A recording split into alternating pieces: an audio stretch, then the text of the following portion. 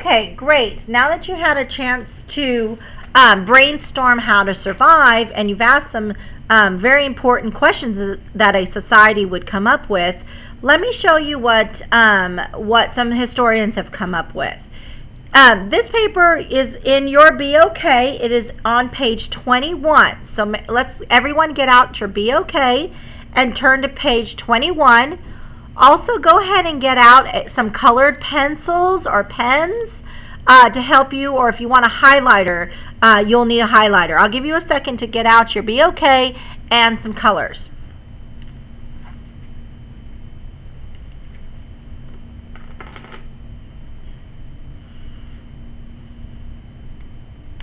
Okay, so the questions that historians have come up with the idea that how a society survives, it's basically 6 major questions. And it nicely goes into an acronym called PERSIA, PERSIA. And we're going to start with political. Even though technically I kind of like to start with the word economic, because for me, when I think about survival, I think about my belly. And the first thing I always think about is, okay, what am I going to eat? How am I going to eat? And how shall we eat is the economics. So I actually think economics should go first. But in the PERSIA acronym, it actually goes second. Economics, how shall we eat? Well, there's different ways that a society has economics and feeds themselves. You can do it through agriculture. And agriculture is a fancy word for farming. So go ahead and write that in. Agriculture is a fancy word for farming. We know that the middle colonies and the southern colonies will do, and even the New England colonies will do some type of farming. Southern colonies will do cash crop farming, and the middle colonies and the New England colonies will do subsistence farming, farm goods that they can eat.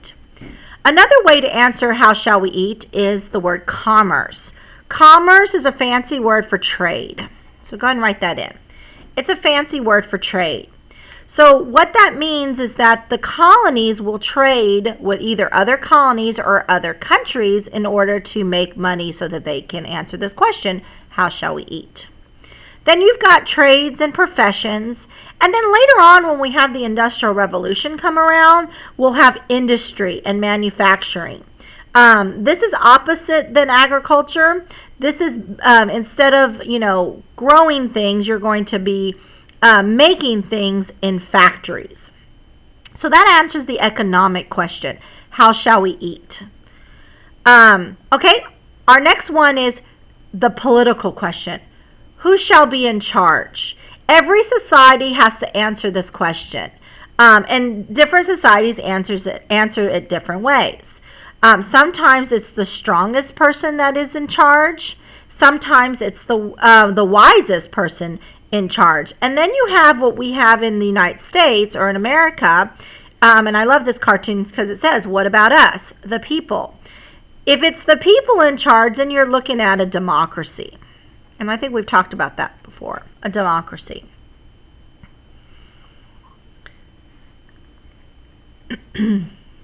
And if the people are going to be in charge, you might have something we call a social contract.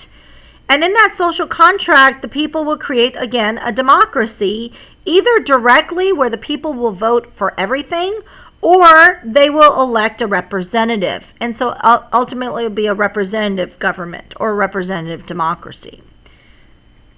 The next question that a society asks itself would be a religious question. What is the meaning of life? Its origin, destination, and purpose. Every society will ask this. So you always want to know where you've come from.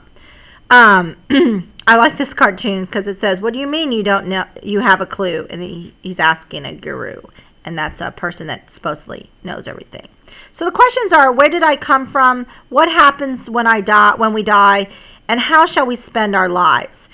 Different religions obviously answer these questions differently, but all societies look to answer these questions in some kind of form. All right, the next letter or word in our acronym is social. How shall we relate to each other? That's an important question for society because you don't live alone in a society, you live with lots of people. So how shall we relate to each other?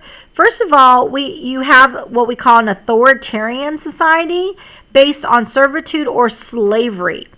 Servitude meaning the indentured servant. And we talked about that before. Remember when someone didn't have enough money to come to the New World, they would ask possibly a rich person to pay their passage, and in exchange they would work for that person. That is what we call an indentured servant. So they were working off a contract, usually 7 to 14 years.